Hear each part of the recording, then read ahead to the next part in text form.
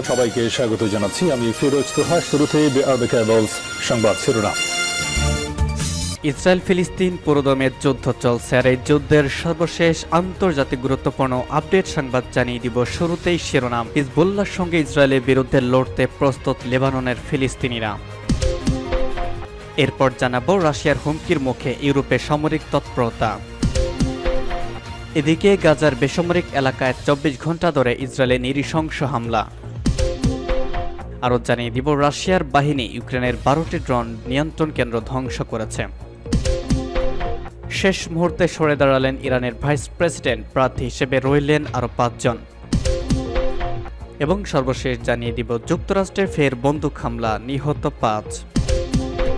হিজবুল্লাহর সঙ্গে ইসরায়েলের বিরুদ্ধে লড়তে প্রস্তুত লেবাননের ফিলিস্তিনিরা। ফিলিস্তিনের অবরুদ্ধ গাজা উপত্যকা ইসরায়েলের ধ্বংসলীলা দেখে ক্ষুব্ধ লেবাননের ফিলিস্তিনিরা। তবে গাজার মতো লেবাননে ইসরায়েল যুদ্ধ শুরু করলে দেশটির বিরুদ্ধে হিজবুল্লাহর সঙ্গে লড়াই করতে প্রস্তুত রয়েছে তারা। সম্প্রতি হিজবুল্লাহ বিরুদ্ধে ইসরায়েলের সর্বাত্মক হামলার ঝুঁকি দেখা দিয়েছে। এর মধ্যে লেবাননের শরণার্থী শিবিরে বেশ কয়েকজন শরণার্থী কাতার ভিত্তিক সংবাদ মাধ্যম আল জাজিরাকে এই কথা জানিয়েছে। অক্টোবরে গাজা ইসরায়েলি হামলা শুরু হওয়ার পর থেকেই ইসরায়েলের সঙ্গে লেবাননের সীমান্তে নিয়মিত গুলি বিনিময় করছে হিজবুল্লাহ। তারা বারবার বলেছে গাজায় ইসরায়েলি হামলা বন্ধ হলে তবেই সীমান্তে হামলা বন্ধ করবে তারা। ৭ অক্টোবর ইসরায়েলি ভূখণ্ডে হামাসের করা হামলার জেরে ওই দিনই গাজায় পাল্টা হামলা শুরু করেছিল ইসরায়েল। ইসরায়েলি কর্তৃপক্ষের মতে হামাসের হামলায় ওই দিন প্রায় ১,২০০ ফিলিস্তিনি হত্যা হন। তখন জিম্মি করে গাজায় নিয়ে যাওয়া হয় আরও ২৫০ ইসরায়েলিকে। গাজার স্বাস্থ্য মন্ত্রণালয়ের মতে ইসরায়েলি হামলায় এখনো পর্যন্ত ৩৭,০০০-এর বেশি ফিলিস্তিনি হত্যা হয়েছেন। বৈরুতে সাতিলা ফিলিস্তিনি শিবিরে শরণার্থীদের সঙ্গে কথা বলেছে আল জাজিরা। প্রতিরোধ আন্দোলনের সঙ্গে জড়িত অনেক মানুষ সংবাদ মাধ্যমটিকে বলেছেন তারা ভীত নন এবং ইসরায়েলের বিরুদ্ধে হিজবুল্লাহ ও এই অঞ্চলের অন্যান্য প্রতিরোধ যোদ্ধাদের সঙ্গে মিলে লড়বেন। তবে তাদের মনের পরিবার ও বেসামরিকদের নিয়ে ভয় কাজ করছে। তারা আশঙ্কা করছে গাজার মতো লেবাননের ঘর জনবসতিপূর্ণ শরণার্থী শিবিরেও হামলা চালাবে ইসরায়েলি সামরিক বাহিনী। সাতিলায় popular front for the liberation of Palestine general command এর সদস্য আহমেদ মাহার বলেছেন ইসরায়েলি সেনাদের কোনো নৈতিকতা নেই, তারা মানবাধিকার মানে না এবং শিশুদের অধিকারের কথাও বিবেচনা করে না। তিনি আরও বলেন ইসরায়েলি সেনাবাহিনী শুধু প্রতিশোধ দিতে জানে।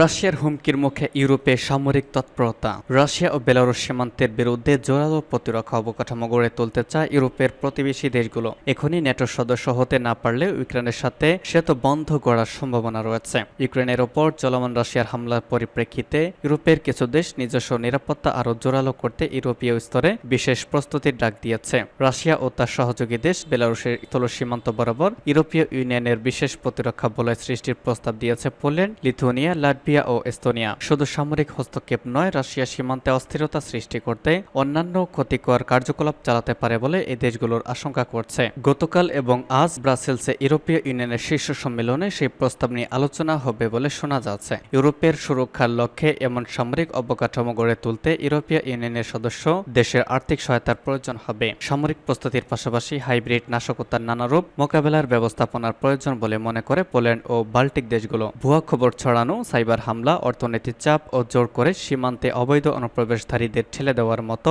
পদক্ষেপের আশঙ্কা করছে এই দেশগুলো। কয়েকজন ইউরোপীয় ইউনিয়ন কূটনৈতিক বার্তা সংস্থা রয়টার্সকে বলেন রাশিয়া ও বেলারুশের সাথে প্রায় ৭০০ কিলোমিটার দীর্ঘ সেই সীমান্তে সামরিক অবকাঠামো গড়ে তুলতে আনুমানিক ২৫০ কোটি ইউরোর প্রয়োজন হবে। এখন পর্যন্ত ইউরোপীয় ইউনিয়ন রাষ্ট্র জোট হিসেবে প্রতিরক্ষার ক্ষেত্রে এত বড় তৎপরতা দেখা যায়নি।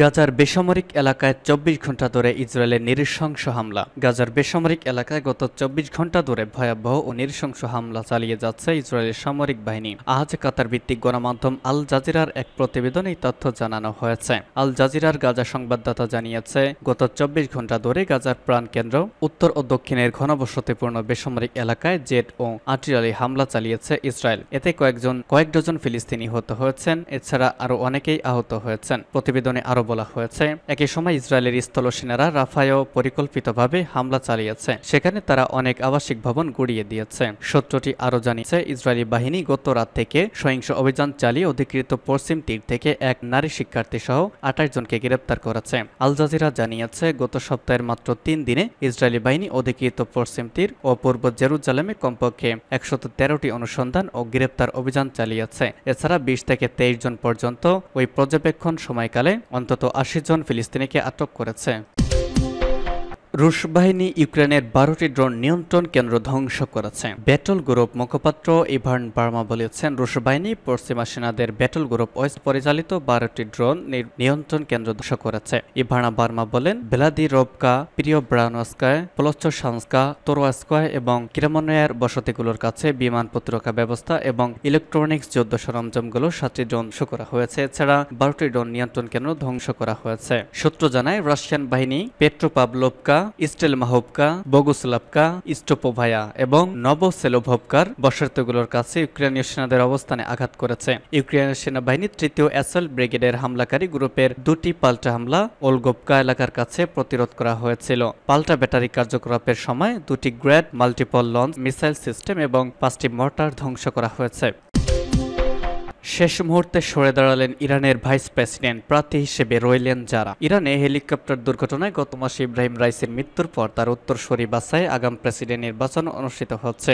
আজ এই নির্বাচনে ভোট গ্রহণ শুরু হয়েছে। তবে শেষ মুহূর্তে গতকাল 6 প্রার্থীর একজন দেশটির ভাইস প্রেসিডেন্ট গাজিজাদে হাশেমি প্রতিদ্বন্দ্বিতা থেকে সরে দাঁড়ানোর ঘোষণা দিয়েছেন। এবারই এই পদে প্রার্থী হওয়া 6 জনের 5 জনই রক্ষণশীল। একজন সংস্কারপন্থী এসব মোহাম্মদ বাঘের কালিবফ, 62 বছর বয়সী মোহাম্মদ বাঘের কালিবফ ইরানের একজন পরিচিত রক্ষণশীল নেতা। 2020 সাল থেকে দেশটির পার্লামেন্ট স্পিকারের দায়িত্ব পালন করছেন তিনি। আমির হোসেন গাজিজাদে হাশেমি, 53 বছর বয়সী আমির হোসেন গাজিজাদে হাশেমি চরম রক্ষণশীল একজন নেতা। চিকিৎসক গাজিজাদে হাশেমি রাইসি সরকারের একজন কট্টর সমর্থক। সাইদ জালিলি আরও একজন কট্টর রক্ষণশীল প্রার্থী।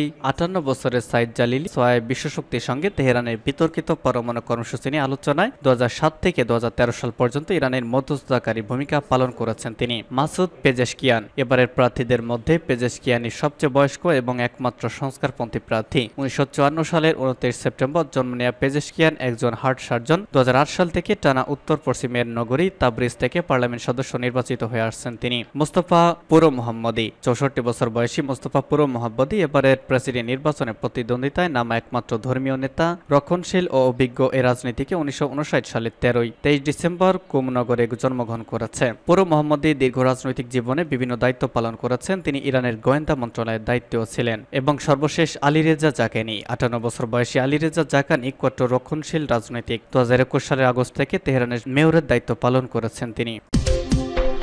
এবং সর্বশেষ জানিয়ে দিব, যুক্তরাষ্ট্রে ফের বন্দুক হামলা, নিহত 5। যুক্তরাষ্ট্রে ফের বন্দুক হামলার ঘটনা ঘটেছে। এতে অন্তত 5 জন নিহত এবং 13 বছরের এক কিশোরী মারাত্মকভাবে আহত হয়েছে। পরে পুলিশের অভিযানের সময় সন্দেহভাজন হামলাকারী নিজের গুলিতে আত্মহত্যা করেছেন। গতকাল উত্তর লাস ভেগাসের একটি আবাসিক এলাকায় ঘটনা ঘটেছে বলে জানিয়েছে স্থানীয় পুলিশ বিভাগ। পুলিশ জানায় সন্দেহভাজন হামলাকারীর নাম এরিক অ্যাডাম, তার বয়স 47 বছর। সকালের দিকে এরিক অ্যাডামস আত্মহত্যা করেছেন। তার আগের রাতে তিনি বিভিন্ন অ্যাপার্টমেন্ট ব্লকে ঢুকে গুলি চালিয়ে লোকজনকে হত্যা করেছেন। পুলিশের ভাষ্যমতে ওই সময় উত্তর লাস ভেগাসের আইন শৃঙ্খলা বাহিনীকে অ্যাডামসের সম্ভাব্য অবস্থান সম্পর্কে তথ্য দেওয়া হয়। এরপর পুলিশ অভিযানে নামে। পুলিশের অভিযানের মুখে এরিক অ্যাডামস পালিয়ে যাওয়ার চেষ্টা করেন। এ সময় তার কাছে আগ্নেয়াস্ত্র ছিল। পুলিশ তাকে অস্ত্র সমর্পণের নির্দেশ দিলে তিনি তা অগ্রাহ্য করেন এবং এক পর্যায়ে নিজের গুলিতে আত্মহত্যা করেন। ঘটনাস্থল থেকে 2 নারীর মৃতদেহ উদ্ধার করা হয়েছে, যাদের বয়স 40 এবং 50 বছর। পুলিশ এই হত্যাকাণ্ডের কারণ না জানিয়ে একটি বিচ্ছিন্ন ঘটনা বলে উল্লেখ করেছে।